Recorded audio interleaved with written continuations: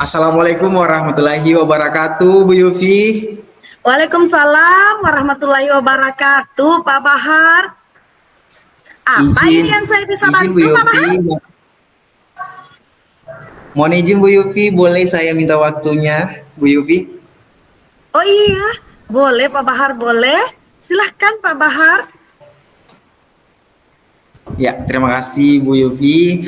Mohon izin Bu Yufi, hari ini saya meminta waktu Bu Yufi untuk mendengarkan keluh kesah yang terjadi di sekolah saya, Bu Yufi. Apa itu kira-kira Pak Bahar ya? Semoga saya bisa banyak memberikan ruang untuk Pak Bahar untuk menyampaikan ide-idenya terhadap curhatan Pak Bahar ya hari ini. Iya, eh, Bu Yufi, saya kan ini mengajar di SLB, Sekolah Luar Biasa, Oh yang iya mana Pak. saya menangani anak berkebutuhan khusus. Nah, Mm-mm. kebetulan di sekolah saya ini saya menangani anak tunarungu atau Mm-mm. anak yang mengalami hambatan berbicara dan hambatan berkomunikasi dan indera pendengarannya terganggu. Nah, Oke. di kelas saya ini saya menangani kelas 2. Nah, di kelas sebelumnya yang saya tangani ini setelah naik ke kelas saya, dia tidak mengetahui dasar-dasar dari bahasa isyarat. Nah, Oke. yang menjadi problemnya di sini, saya merasa canggung untuk menyampaikan kepada rekan sejawat saya tentang bahwa setiap guru luar biasa di sini seharusnya mengetahui dasar-dasar bahasa isyarat. Nah, Mm-mm. sehingga anak yang diajarkan untuk di kelas permulaan sedang naik ke kelas selanjutnya itu sudah mengetahui dasar-dasar dari bahasa isyarat tersebut. Nah, sehingga saya ini merasa canggung untuk menyampaikan bahwa loh kenapa murid yang saya dapatkan ini tidak mengetahui dasar-dasar bahasa isyarat tersebut. Nah, kira-kira bagaimana Bu Yopi saya menyampaikan hal tersebut? Oh, iya iya iya. Dari cerita Pak Bahar, saya menangkap bahwa Pak Bahar kesulitan menangani peserta didik yang sudah naik ke kelas padahal mereka seharusnya lebih paham tentang bahasa isyarat karena sudah naik kelas, tapi ternyata tidak memahami karena apa namanya? Karena waktu mereka masih kelas 1 atau kelas sebelumnya mereka tidak paham karena guru yang mengajar pada waktu itu juga tidak memahami bahasa isyarat. Nah, Pak Bahar di sini sebenarnya ingin supaya teman-teman guru itu bisa memahami bahasa isyarat, tapi karena mungkin canggung seperti Pak Bahar katakan, jadi Pak Bahar berpikir bagaimana caranya ya menyampaikan problem ini kepada atasan atau kepala sekolah. Seperti itu ya Pak Bahar yang saya tangkap. Begitu ya Pak? Sekarang dari ceritanya Pak Bahar nih yang saya tangkap adalah bagaimana rasa canggungnya Pak Bahar menyampaikan hal ini kepada teman-teman dan juga kepada atasan Bapak. Nah, sebelum itu saya tanya dulu, menurut Pak Bahar, seberapa pentingnya seorang guru yang mengajar di SLB untuk menguasai teknik berbahasa isyarat? Apakah penting banget atau nggak usah penting-pentingnya, nanti diserahkan ke temannya di guru di atasnya, di tingkat atasnya lagi, atau memang harus menguasai full, atau cukup kita berbagi sajalah bahwa nanti kalau tidak paham di sini Bapak yang isi lagi, atau seperti bagaimana? Ya, ya, Bu Yupi, terima kasih Bu Yupi. Jadi, dalam memahami bahasa isyarat itu tentunya sebagai guru SLB kita itu harus mengetahui dasar-dasar dari bahasa isyarat tersebut. Nah, ketika Hmm. kita menangani anak tunarungu, kita harus mengerti apa ya kemauan dari murid kita.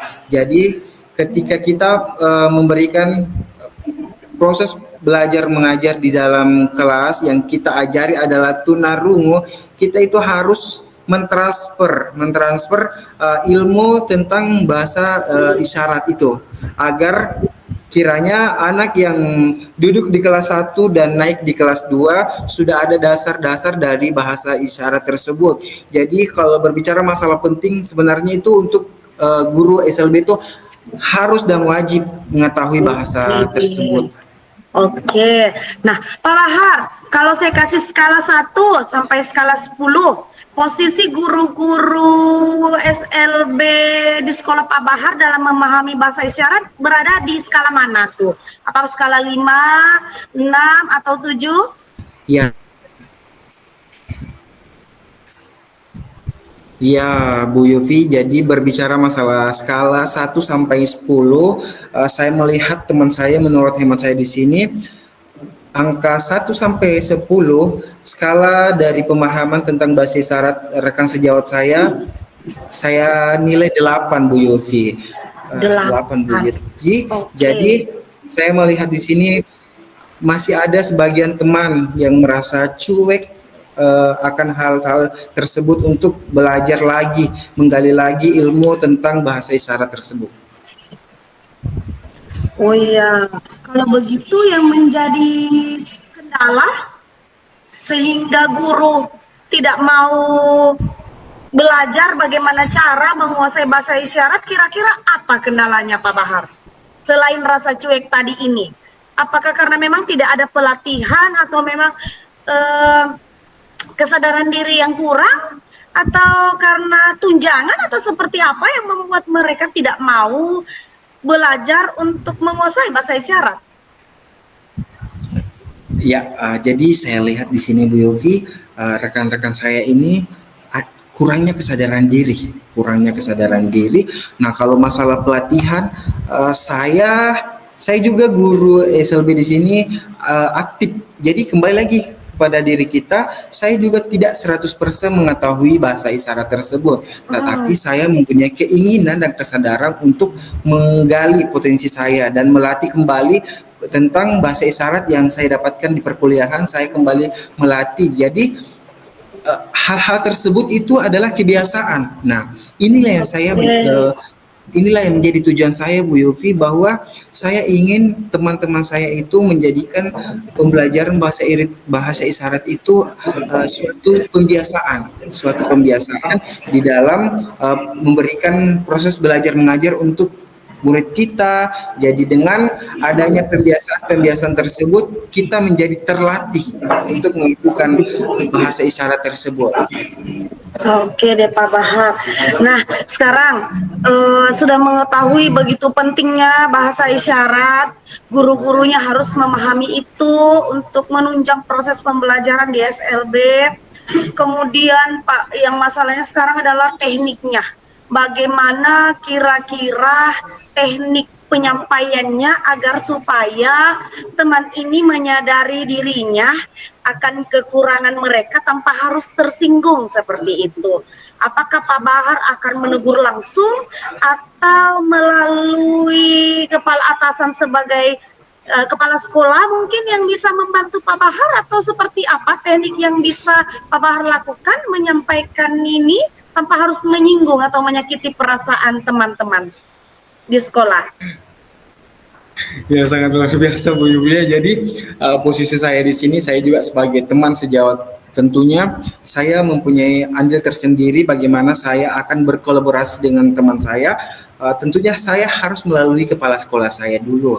Nah, inilah yang menjadi masalah saya karena saya canggung untuk menyampaikan. Jadi insya Allah saya akan berkolaborasi dengan kepala sekolah saya bagaimana menyampaikan problem saya, keluh kesah saya, agar kita di dalam SLB di sini menjadi satu tujuan yang sama, yaitu mencerdaskan siswa-siswa kita untuk bagaimana mengetahui bahasa isyarat yang baik. Oke, kalau misalnya ke depannya Pak Bahar membuat suatu komunitas belajar tuh di sekolah, kira-kira rencana ke depannya atau aksi nyata apa yang Pak Bahar akan terapkan melalui komunitas belajar agar guru-guru SLB dapat menguasai pemahaman atau teknik bahasa isyarat begitu?